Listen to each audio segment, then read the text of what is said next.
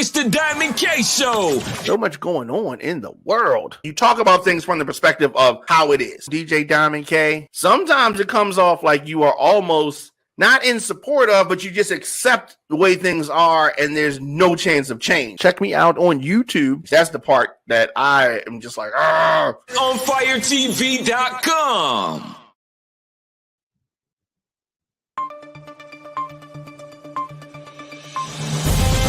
You're watching ONFIRE-TV.com, featuring news, interviews, and entertainment. Broadcasting from Radio On Fire Studios in Baltimore, Maryland, here's your host, Diamond K.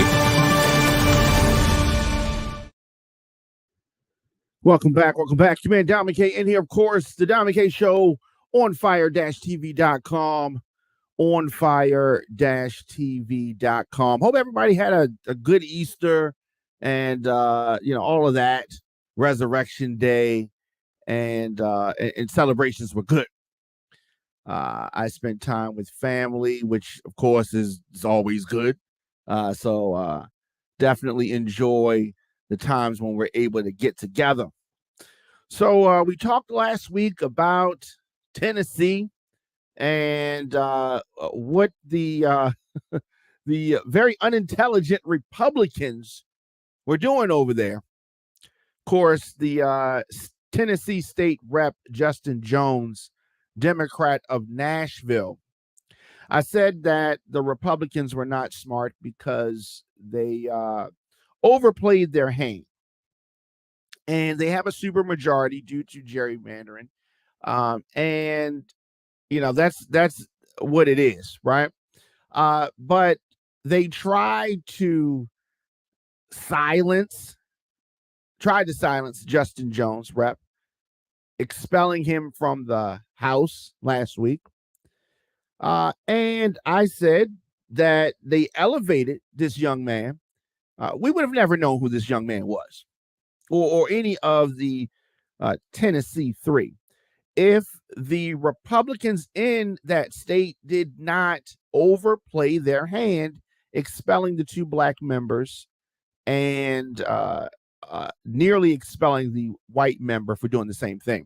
And some defenders of the Tennessee Republicans online have said to me, well, she almost got expelled. It was only one vote, so you can't say that was based on race. I mean, the idiotic statements. This is why the Republicans are headed in the direction that they're headed, because of this type of thinking. So anyway, the expelled Tennessee lawmaker Justin Jones, who along with the other Justin Pearson has been making the rounds did the Sunday shows, the national media shows, and their presence, their profile has been elevated nationally. And here's the thing: they're not only speaking to the black community; they were defending. the murder of white kids. And different from the message of, a Donald Trump, who's only talking about me, what happened to me, they did this to me.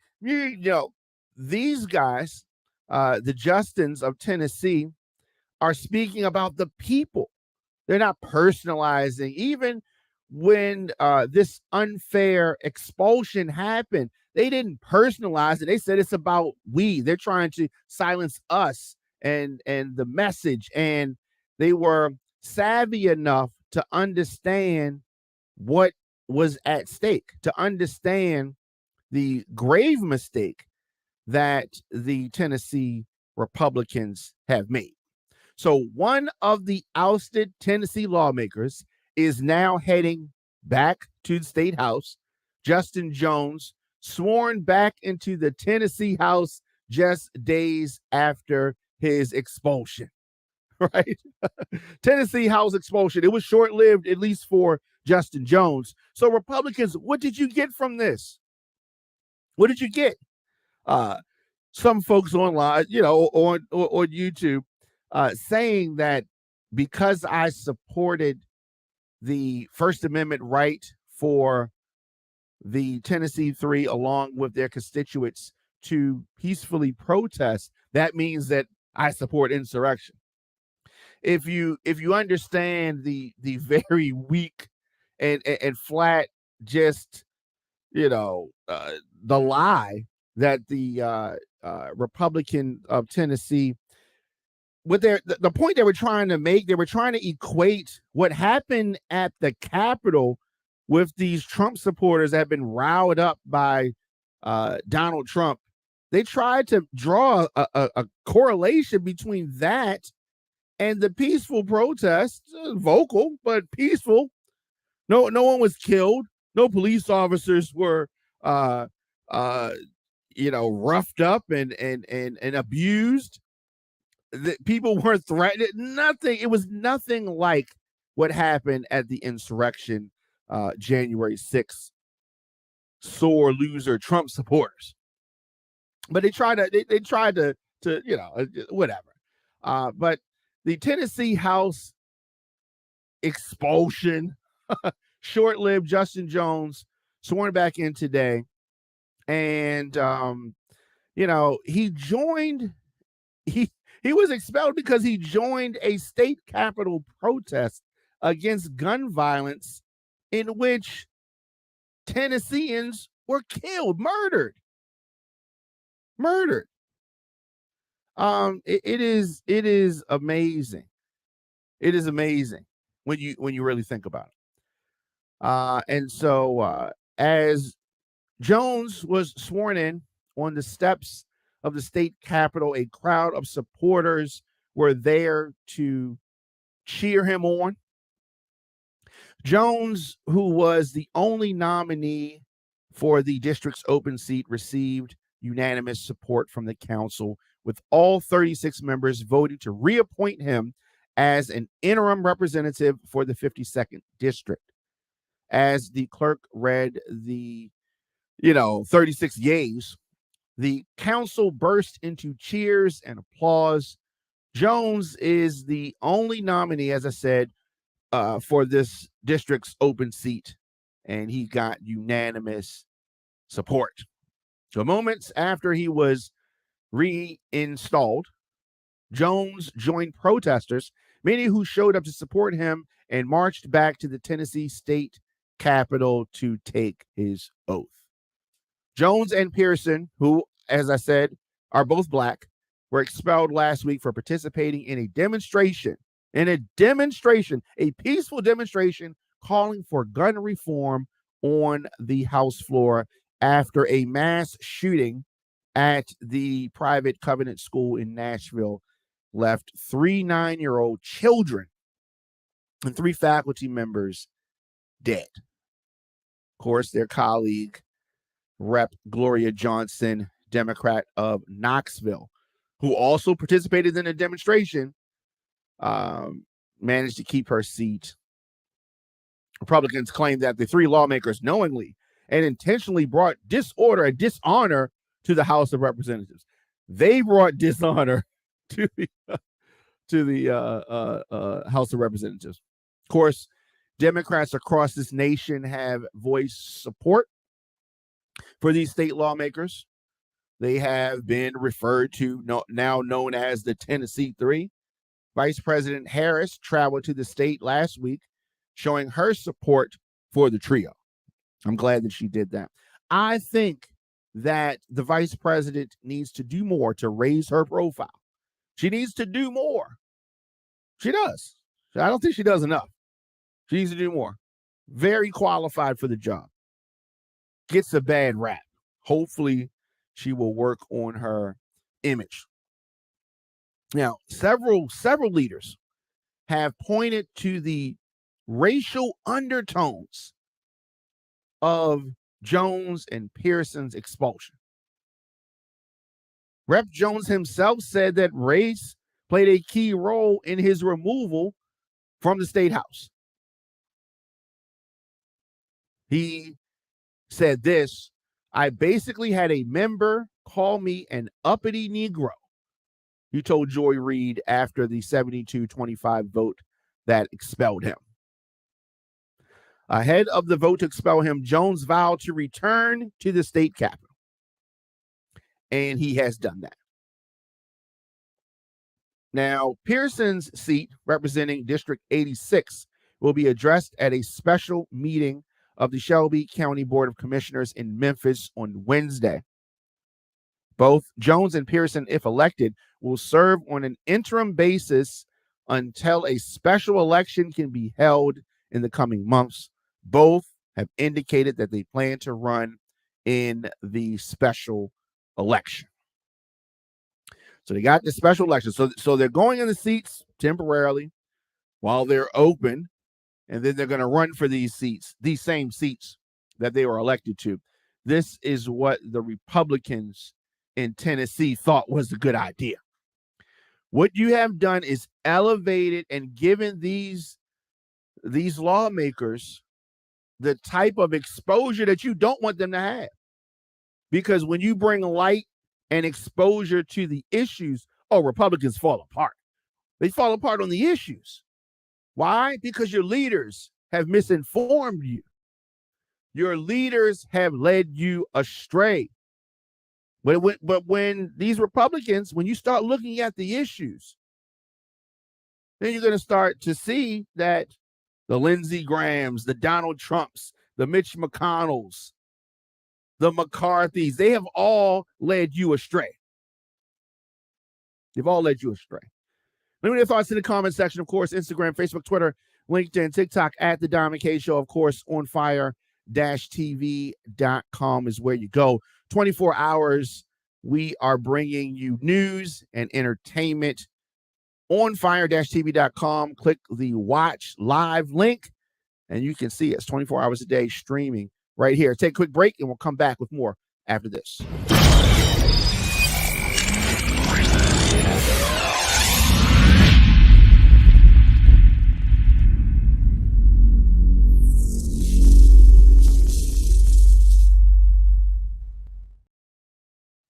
Looking for food that feeds your soul? Hoodfellas Bistro and Catering is your local African-American-owned restaurant offering American cuisine. Located across from the courthouse, we offer daily jury specials to reward civic duty. Enjoy our full-service restaurant and fully stocked bar. Dine in, pick up, delivery, and catering. Our themed happy hours feature live music, handcrafted drinks, and weekly specials. Book your private event at hoodfellowsbistrocatering.com.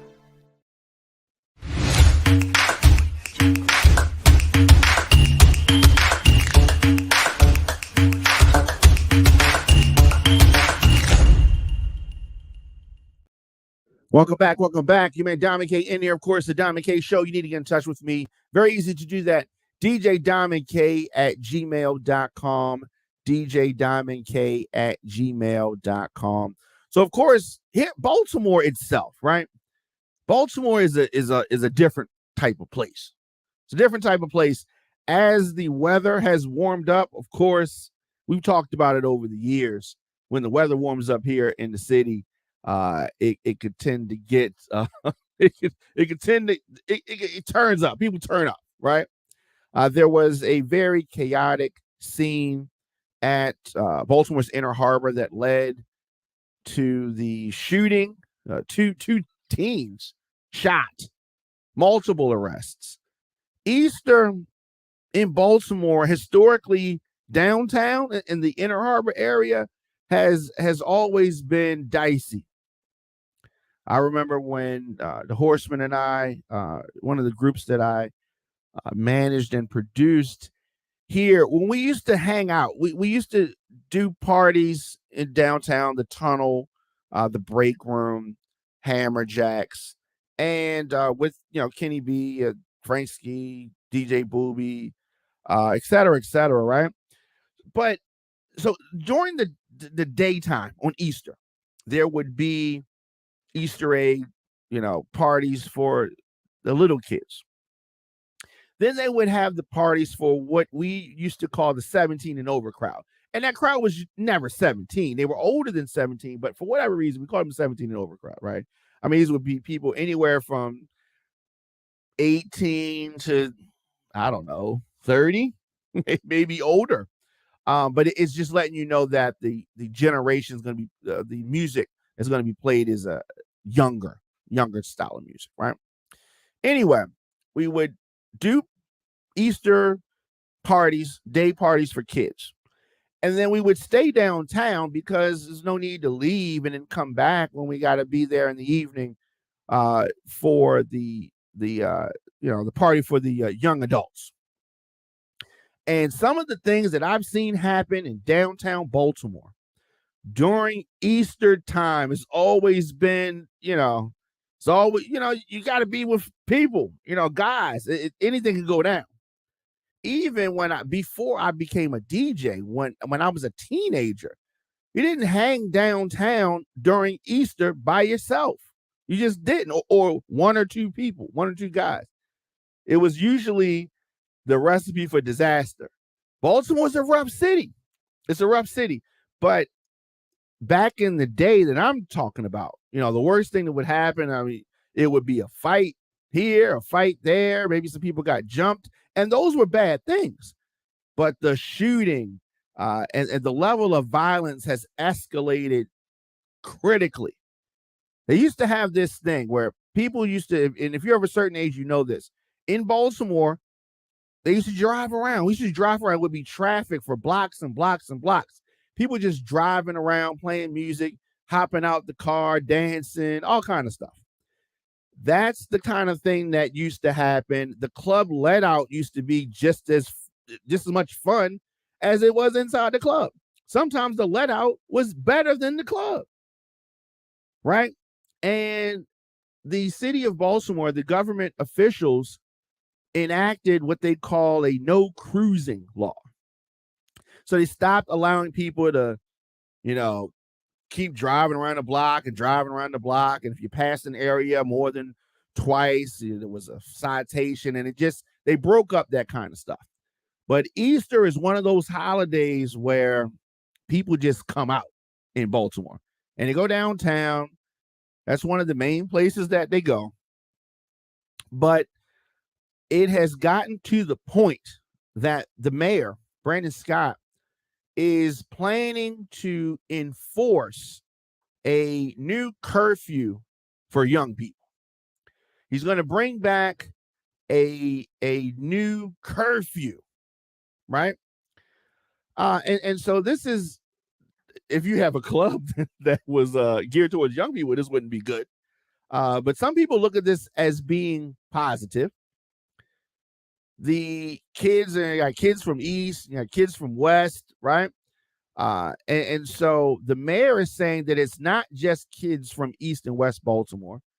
He's talking about people that are from Owens Mills, Woodlawn, everywhere, converging on the area.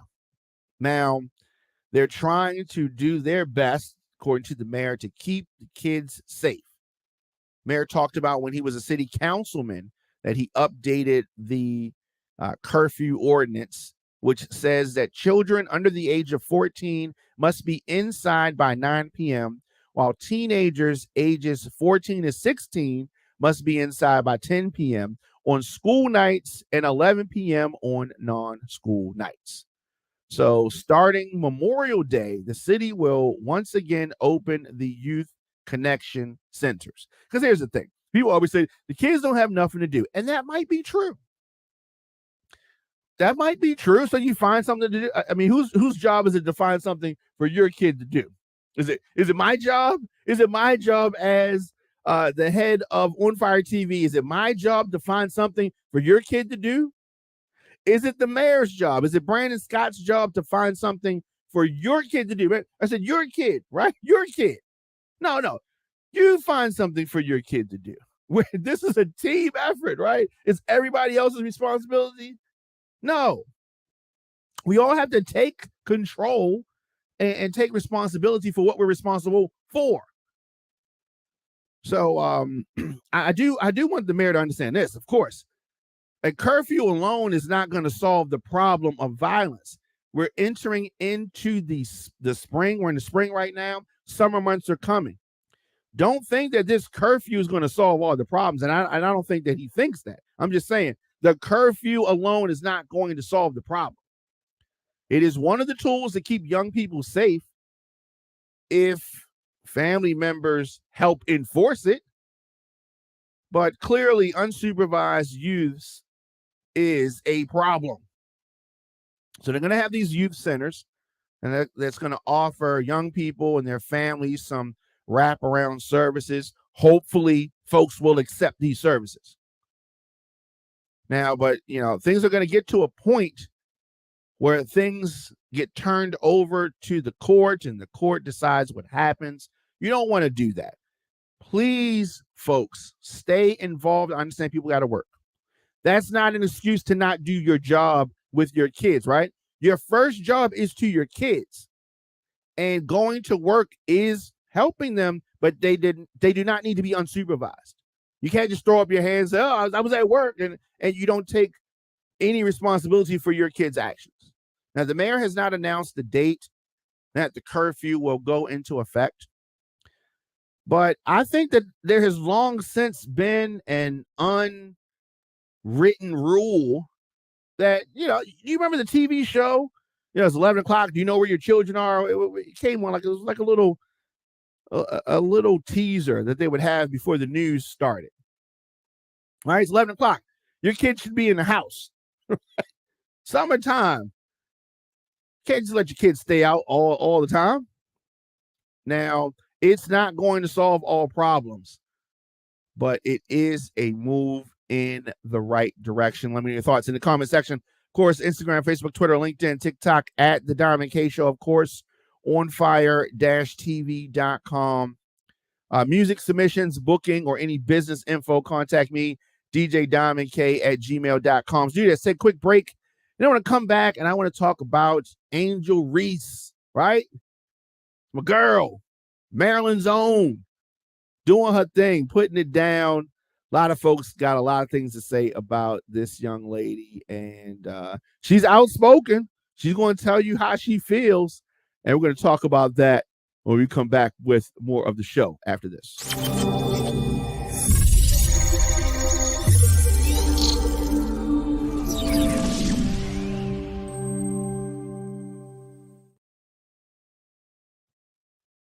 Looking for food that feeds your soul?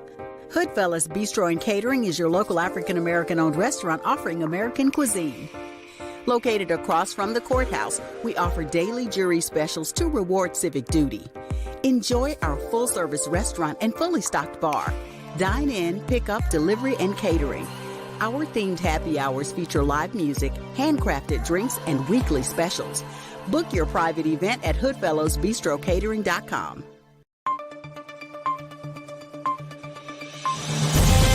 You're watching OnFire-TV.com, featuring news, interviews, and entertainment. Broadcasting from Radio On Fire Studios in Baltimore, Maryland, here's your host, Diamond K. Welcome back. You may Diamond K in here, of course. The Diamond K Show, OnFire-TV.com. Make sure you check us out over there. 24 hours a day, news, entertainment. Just click the watch live button. You can watch the programs here 24 hours a day, 24/7, streaming live. So Angel Reese, she has made quite a name for herself over the last year. And following her team's NCAA win, the LSU star appeared on a podcast, the I Am Athlete podcast, and she threw some shade over to the ladies at the WNBA. Not, so here's the thing. She's been doing her thing, and when asked about her future in the league, she said that I'm not in a rush. I'm chilling right now. I'm in no rush to go to the league. The money I'm making is more than some people in the league are making that might be top players. So, I mean, that's interesting. I mean, and true. Of course, the ladies, it's infamously known that the ladies in the WNBA are not paid as well as the NBA. And folks say that that's because things are unfair. I do think that things can tend to be unfair. But let's understand this. The WNBA is here. The NBA is out of the stratosphere. More people pay to watch men play ball. Does that mean that the lady should be paid the same amount as should the top NBA player be paid what LeBron James makes? No. More people watch LeBron James. So it's this is that simple. If you got a record company and Beyonce is your top selling artist, and you got Joe Blow who just signed a deal or has been on the label for a couple of years, doesn't have any hits, is he supposed to get paid the same amount because Beyonce makes this amount? No. Is it unfair? I don't know. People pay with their wallets. People vote with their wallets, what they're spending the money on. So some people are saying that Angel is out of pocket for talking like this. How dare she say this? WNBA athletes don't take home as much money as you may think. The average salary per year from the organization alone is just above $100,000. And the highest paid athletes earn above $200,000. So with that being said, Reese's earns over the last year, her take-home money has been nearly 10 times the amount a female basketball player earns. So when she says that she's not in a rush, when she says that, ever since the NCAA finals, her net worth has skyrocketed to almost $1 million. Almost $1 million. Do you know how much work a WNBA player got to put in to get that much money? Ask Brittany Griner. She'll tell you about the money. Is it too soon for that? Is it too soon for a Brittany Griner joke? Anyway, her endorsements, Angel Reese's endorsements, have brought her nearly $500,000 over the last week. Oh, she's winning. The LSU Tiger champion has signed several deals with popular brands like McDonald's, Wingstop, Outback Steakhouse, Xfinity, Bose, JanSport, even Raising Cane's. Her net worth is now $824,000 and rising. So she says she is in no rush to go to the WNBA. Right now, she says she is making more money than a lot of the ladies in the league. So it seems like she has her eyes on the prize. Of course, online, folks are saying all kinds of stuff. She needs to go get that NBA. I don't know what she needs to do. But people are going to have their thoughts. I think she knows what she's doing, right? She grown. She grown. And, you know, if anything, the WNBA may soon raise that league minimum to compete.